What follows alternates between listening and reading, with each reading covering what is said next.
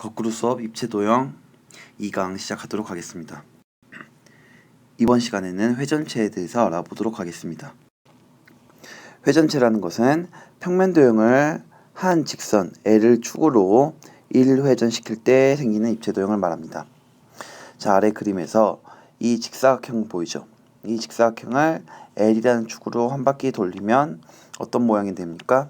네, 원기둥이 된다는 것을 알 수 있습니다. 자, 그 다음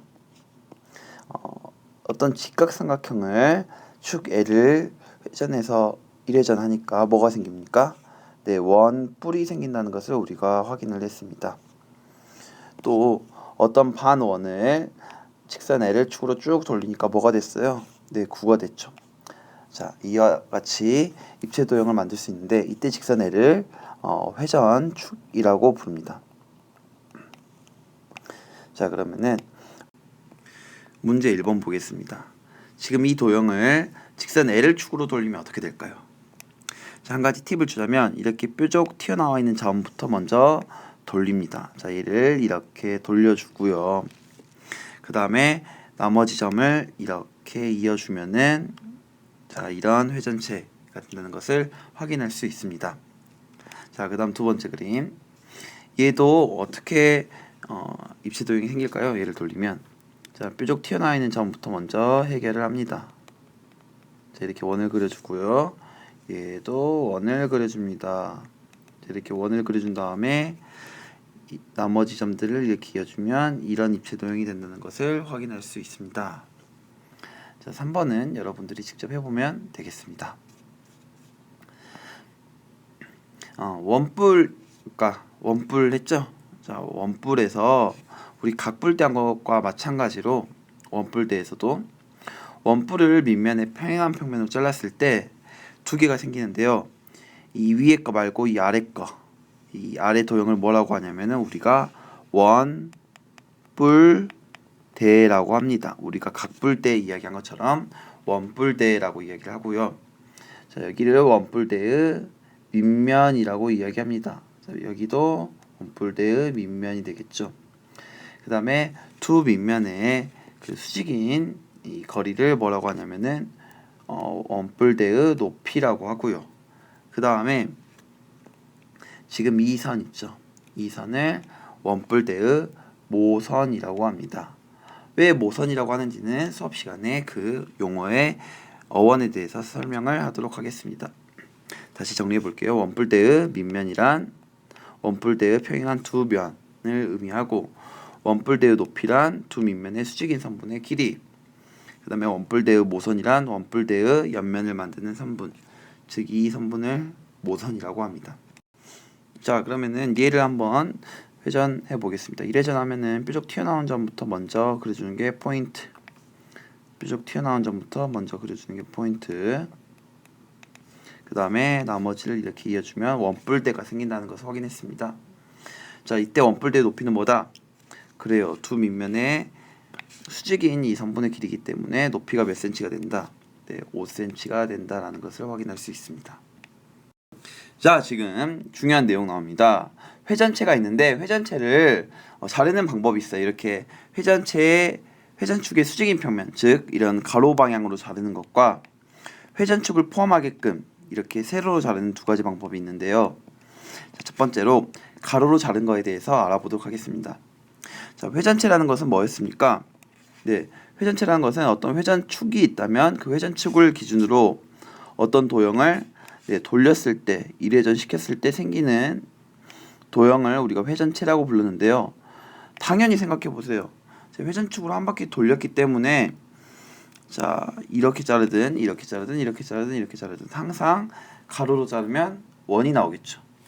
뭐 물론 원기둥에서는 이 원이 위에서 자르든 아래에서 자르든 크기가 같은 원으로 나오겠지만 원뿔 같은 경우는 아래에서 자르면 더 반지름이 큰 원이 되겠고 위에서 자르면 반지름이 더 작은 원이 되겠죠.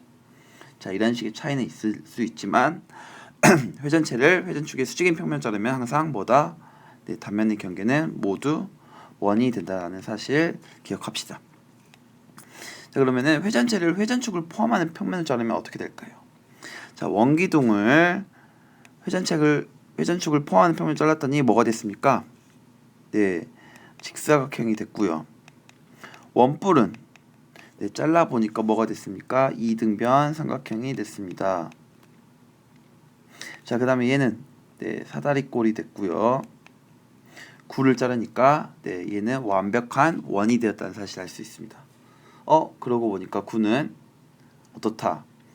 구의 경우는 수직으로 자르든 포함하는 평면을 자르든 항상 자르기만 하면은 원이 나온다는 사실도 알 수 있네요.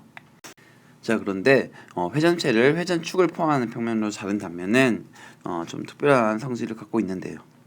자, 원뿔을 한번 들여다보도록 하겠습니다. 여러분의 눈이 여기 있다고 생각하고 여기서 이렇게 정면으로 한번 바라보겠습니다. 자, 그럼 그림이 어떻게 될까요? 다시 그려보도록 하겠습니다.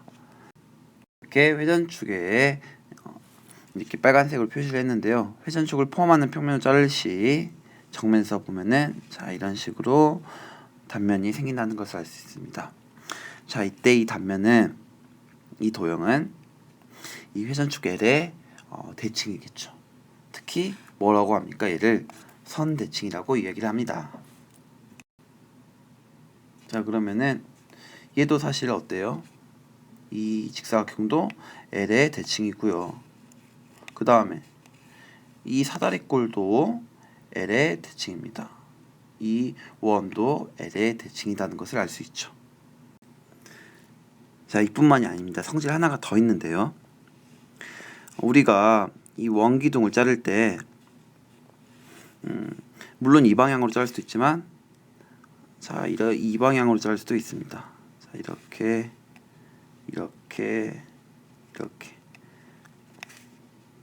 이 방향으로 자를 수도 있겠죠. 또 어떤 방향으로 자를 수도 있을까요?